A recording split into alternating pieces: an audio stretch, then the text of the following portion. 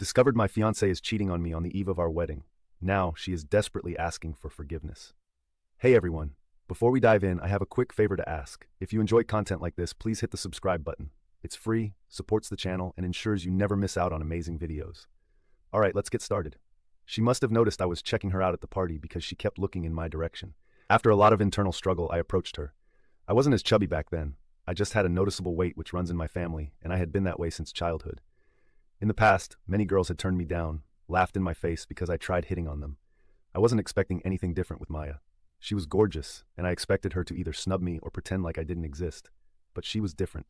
She spoke to me politely, and we talked for the rest of the night and had such a great time. It was my first time feeling that good and confident in a long time. Because we clicked so well, we exchanged contacts, and I gave her a call as soon as I got home. From there, we started seeing each other often, went on lunch dates, and our friendship grew. As time passed, I found Maya to be different from other girls her age. She was kind, witty, and intelligent. I figured from the first night we talked that I wasn't just attracted to Maya because of her beauty. What attracted me most to Maya was her intelligence and sense of humor. Not so many girls had given me the opportunity to go on multiple dates with them, but Maya was generous to give me a shot. I was always attracted to intelligent people. I didn't like being around people with no life goals, vision, or future plans, and Maya was all of it. She was just out of college, actively scavenging the job openings, rushing for the marathon of interviews and whatnot. I loved to see how serious she was about her career. I never had a real relationship apart from one in high school. Not because I couldn't keep one, but because the girls wanted something more than a nerd boy love, which I didn't have. So meeting and dating a girl like Maya felt like a win for me. It was 3 months since she had graduated, and she had no luck in the job hunting game. She had left the college dorm and shifted with her friend, but it was becoming difficult for her to survive. Her parents were not well off to support her post-graduation. They had made it clear to her that she needed to care for herself after graduation. The friend with whom Maya lived was very clumsy and would often have a boyfriend at the house. Since it was a one-bedroom flat, it became difficult for Maya to live there. Maya said living at a friend's place was taking its toll on her mental health, so I asked her to take a break for a while and move in with me.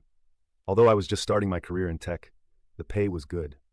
I earned enough to care for both of us without her contribution. We lived in a spacious one-bedroom apartment, and I single-handedly took care of rent, paid the bills, and took care of groceries.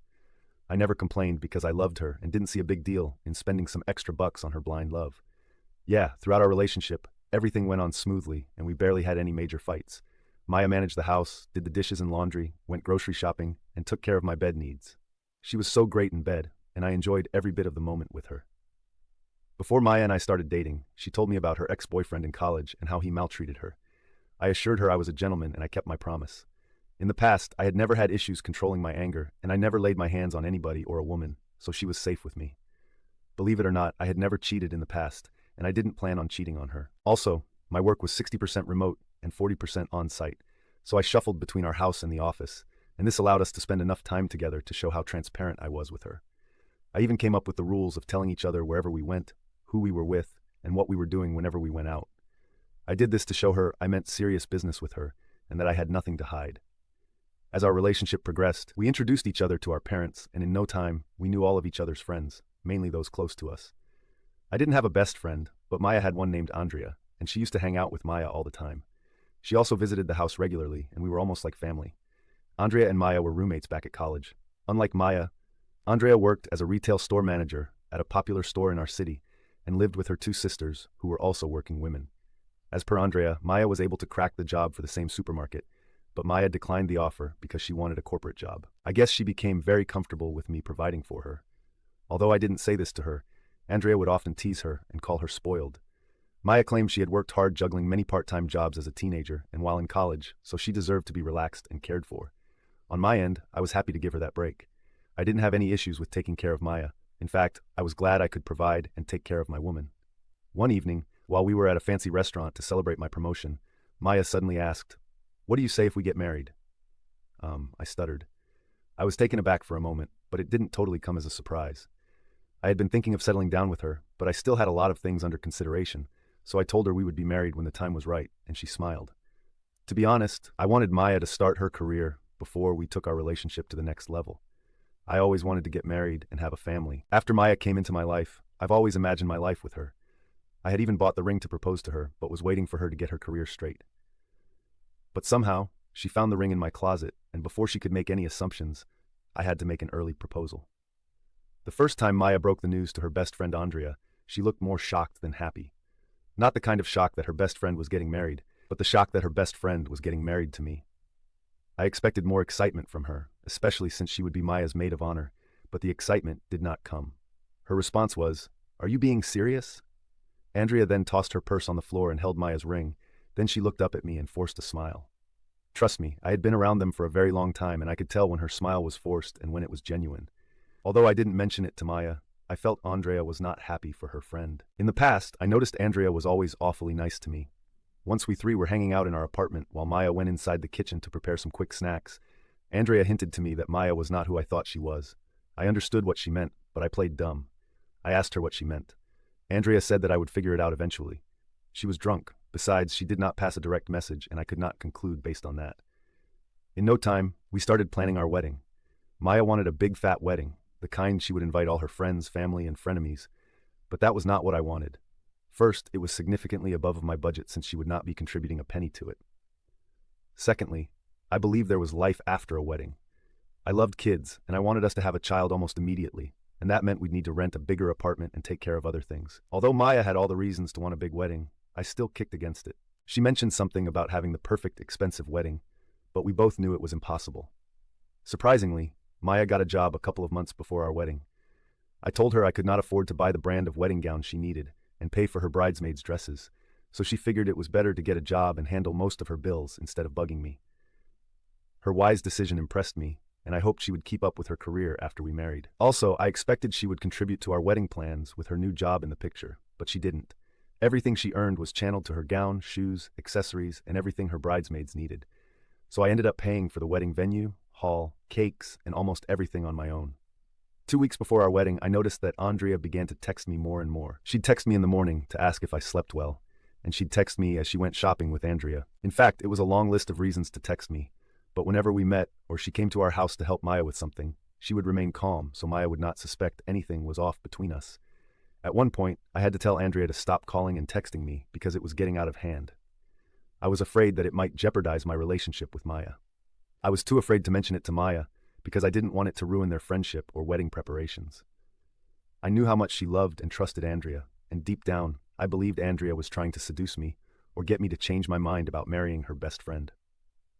On the night of Maya's bachelorette party, I understood why I was in the club section of the hotel we were all lodging at a day before our wedding.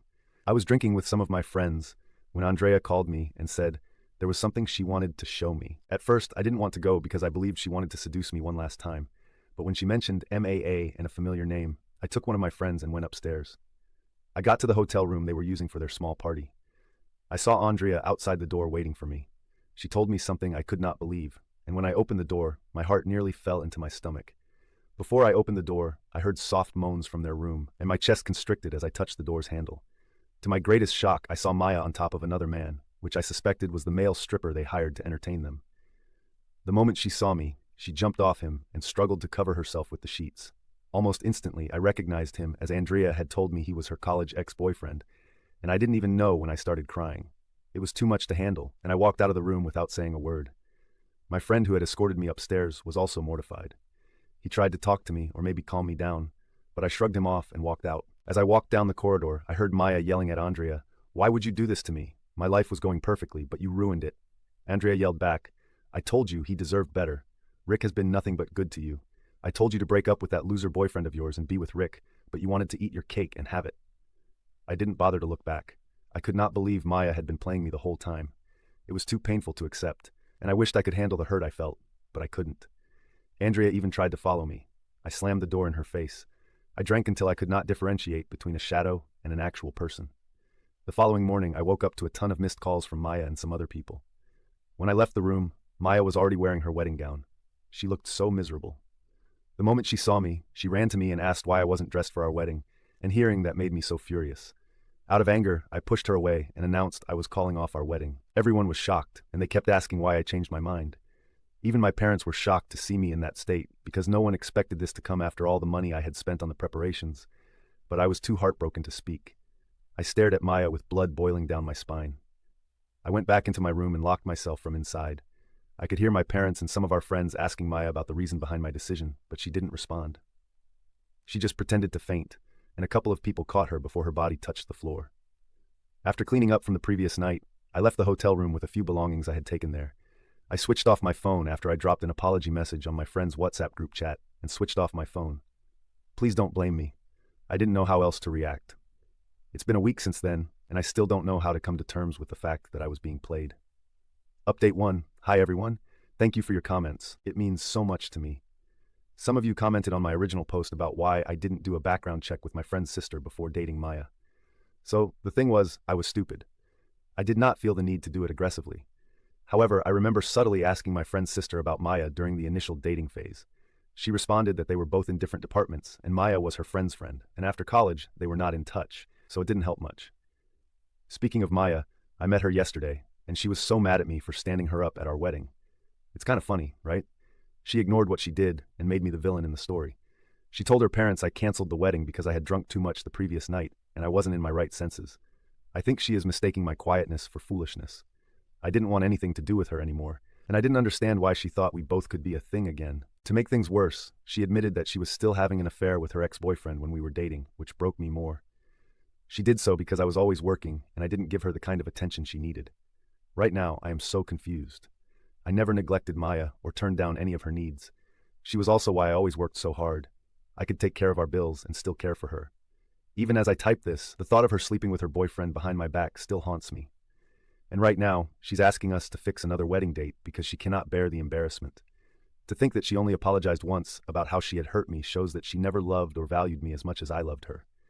It was more of a one-person thing. I've told her I cannot marry her. I just cannot. Meanwhile, I kicked her out of my house and changed my locks. After I met with Maya yesterday, I also met Andrea to thank her for helping me dodge a bullet. It was through Andrea that I knew Maya had been getting money from me to take care of her boyfriend, and anytime she asked for a ridiculous amount to buy something, she gave it to him. Also, I never mentioned that Maya went to the gym every evening while we lived together. She was just obsessed with being fit, and I didn't think something was wrong with that. Well, I just found out that she was meeting with her college boyfriend every day, and most of the time, she said she was with Andrea, but she wasn't. She only asked Andrea to cover up for her. The reason Andrea was so shocked when Maya showed her the engagement ring was because a couple of days earlier, she had told Andrea she wanted to settle down with her college boyfriend because she was deeply in love with him. Now I understand why Andrea wouldn't stop texting and calling. She was looking for a way to tell me what was happening, but I didn't give her the opportunity. Sometimes I feel I deserve this because I was so stupid that I got trapped so easily. I have made up my mind, and there won't be another wedding. I will be meeting her again in 2 days to trash her belongings. I will make another update soon. Hello everyone, sorry for the delay in updating. I met Maya again the second time 3 weeks ago, and something unexpected happened. Meanwhile, when I told her we would never be together again and talked more about getting married, she looked me in the eye and said, "Do you think calling off our wedding will help you find a better woman?" LOL. No woman in her right mind would want to be with an overweight man like you. You should consider yourself lucky to marry a woman like me. In my entire life, I had never been insulted like that, and it hurt so much that it came from someone I once loved or someone who claimed she loved me. At that point, I knew the kind of person she was. Although it's hard to admit, I realized she had been using me the whole time. I know I'm overweight, but I didn't want a marriage where my wife felt like she was doing me a favor. I knew how those kinds of marriages always turn out to be. We didn't talk much that day because she threw my engagement ring on me and walked out in anger. I blocked her on all our mutual social media platforms and even her number. But before I blocked her parents from calling me, I visited them and told them how much of a disappointment their daughter was. And they were so disappointed when they found out the truth. About a week later, after Maya walked out on me at the cafe, a strange number began to call me repeatedly. When I picked up, I immediately recognized Maya's voice. She sounded different, calmer, and more respectful. Without beating around the bush, she asked if we could meet because she had something important to tell me. But I insisted she say it over the phone. Before she said it, she started apologizing. She asked me to forgive and forget everything that happened between us in the past, so we could start on a fresh slate. Guess what? Maya said she wanted to tell me she was pregnant, and I found that really odd. Without waiting for me to say another word, she added, "I'm pregnant with your baby, Rick." I busted into a loud laugh. I told her it wasn't April Fool's yet and she was already pulling pranks. Then I ended the call on her, and like I expected, she didn't stop calling, so I was forced to block the number too. It turned out that her boyfriend had abandoned her after he knew she could no longer take care of him when she broke the news of the pregnancy to him. So when it didn't work, she thought she could pull a fast one on me. Since then, she has been trying to call me with strange numbers, and I kept rejecting them. Just 2 days ago, she showed up at my house uninvited. Andrea was there with me. When she saw Andrea, she attacked her with her filthy words, calling Andrea a who destroyed her best friend's life. She even accused me and Andrea of having an affair and cheating on her. I had to call the police on her, and yesterday I filed a restraining order for her. I can only imagine how miserable her life would be without a job and someone to help her raise the baby. As for Andrea and me, there's nothing between us, and I don't think it will ever be a thing. She shows up sometimes to check on me. Right now, I just want to have my life fixed, and hopefully this broken heart of mine will heal one day. While I still cannot forgive her for what she did to me, I guess she got what she deserved. I'm still trying to heal and move on. Any advice would be highly appreciated. Thanks. Now on to the next story. Story 2. I, 25M, was planning to propose to my girlfriend, 26F, but she admitted after a night out that she cheated on me and is begging for forgiveness. How do I go about this? I've known my girlfriend since we were in kindergarten. She's helped me through thick and thin, through periods of depression when my parents were being abusive, when I lost my grandparents. Through it all, she's genuinely my hero. She's also so warm-hearted, caring, selfless, and the best person I know. About a month ago, I told her parents and mine that I wanted to marry her, and we agreed to rent out our favorite amusement park where I would propose to her, which is also where I confessed my love to her. It is still rented for 29th August. It was also perfect until yesterday. My girlfriend said that she was going to a karaoke event with her female friends at 2 a.m. Today she returned, clearly drunk, and collapsed in bed. This morning she woke up in tears and apologized profusely. After she'd calmed down, she explained that she was drunk and decided to have sex with another man at the party after the karaoke, and regretted it afterwards a lot. When I asked why she'd do this, she said that she was so drunk that she completely blanked on the fact that she was in a relationship with me. That sounded to me like she would have sex with other men if she wasn't with me. So I asked if she was unhappy in bed, but she reassured me that that's not the case, and she couldn't ask for anything more from me, and regrets everything she did. I had so many more questions that I wanted to ask, but my heart completely broke, and I began crying. She hugged me and said that she would do anything to get my trust back and constantly asked not to break up over this. I said that I need some time to think and went into a separate room. I have now been sitting in this room heartbroken for many hours now and don't know what to do. She said that she'd do anything to get my trust back. So I hope that there's something I can change to ensure that she never cheats on me again, like always going with her when she goes outside. But that feels really controlling and disgusting to me. Is there any way to not break up and still have trust again, that she will never cheat on me again? If I do break up though, I don't think I can ever love anyone like her again. Please try to understand and comprehend that I've known her since not long after I was even born. We were often in the same class, doing the same schoolwork together, playing together, eating together, doing everything together. I spent many years trying to confess my love. We've spent many years living, loving, smiling together.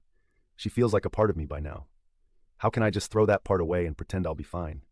I'm saying this because I know it's common on this subreddit to basically just say move on, but I really don't think that's possible for me. So I'm really looking for responses that suggest how we can stay together with rules to ensure that this never happens again. I would also like to hear suggestions about whether I tell mine and/or her parents about the incident. I'll have to tell them to cancel the amusement park event, so I probably will have to tell them what happened, but I could excuse the cancellation as me not feeling quite ready yet or something. I'm mainly considering this because I don't want her parents to be mad, yell at her, or be cold towards her because, as I explained before, she's always been my hero, and I don't want someone who's helped me so much to get hurt, especially because I've experienced how much that hurts. Update 1. The title is probably a good enough summary to let you read this post without lacking much information. Anyway, here's the update. A day after the post, I decided to ask for clarification as to what exactly happened. I was mentally prepared for every possible response except the one she gave me. From all of the information she gave me, I have tried organizing the most important information below. Before the karaoke, the boyfriend of one of her friends, whom I'm acquainted with but not particularly close with, decided to join last minute. Let's call him Richard. During the karaoke, her female friends kept daring her to chug beers. She told them to stop daring her after 3 drinks, but they kept insisting and making her feel bad by saying stuff like, "You never drink much anyway, so just for today try to have some fun and stop ruining the moment," and other stuff. So she continued. I can confirm that my girlfriend normally drinks far less, 2 beers max normally. She says that she remembers drinking 10 beers in about an hour. She says it's likely she drank more after that, but doesn't remember anything after the 10 drinks, except waking up back home. She says that the drinks very likely made her blackout drunk.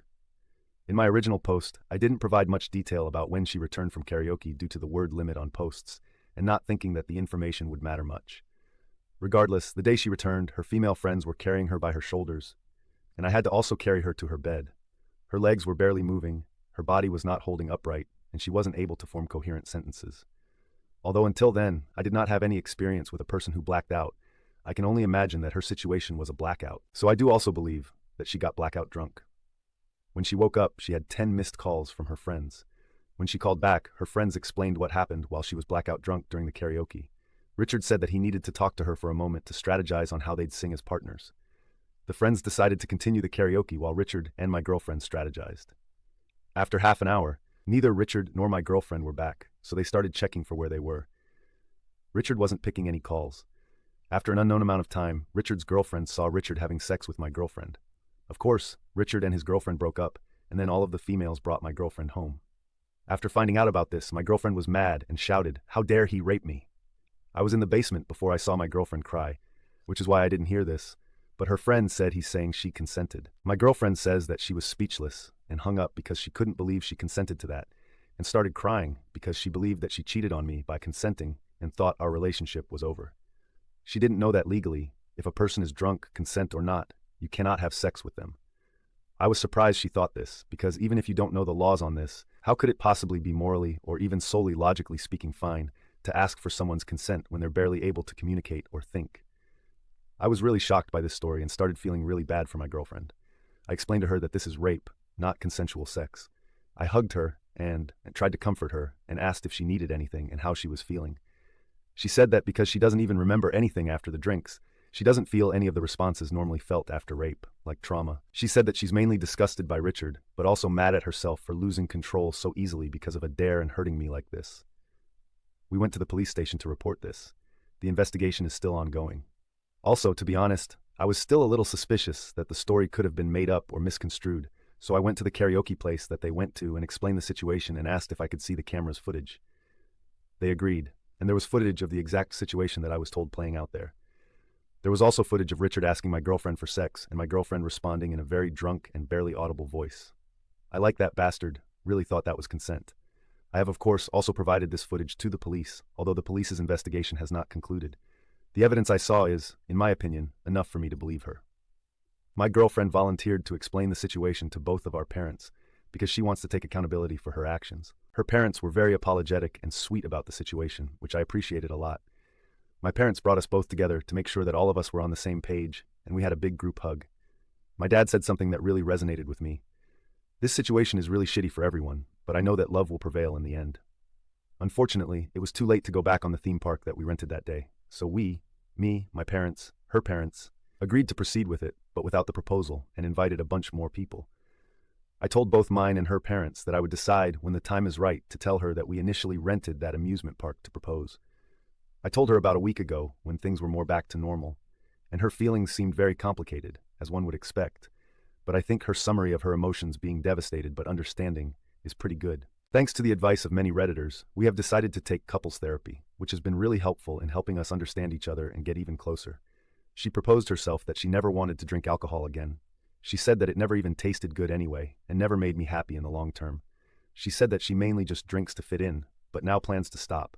So far, that goal has been going great. We also realized that we both always want to do events like karaoke together, but sometimes worry about bothering the other. Even on the day that she went with her friends, she wanted to go with me but thought that I looked busy, so went alone. I was not busy. We have worked hard at being more communicative and expressing our feelings more, and it has seriously been great. I have also told her about my Reddit post. I want to thank everyone for all of the advice, even if it was a little mean. We are both so happy right now, and I have faith that despite this bump in the road, we'll keep riding this car forever.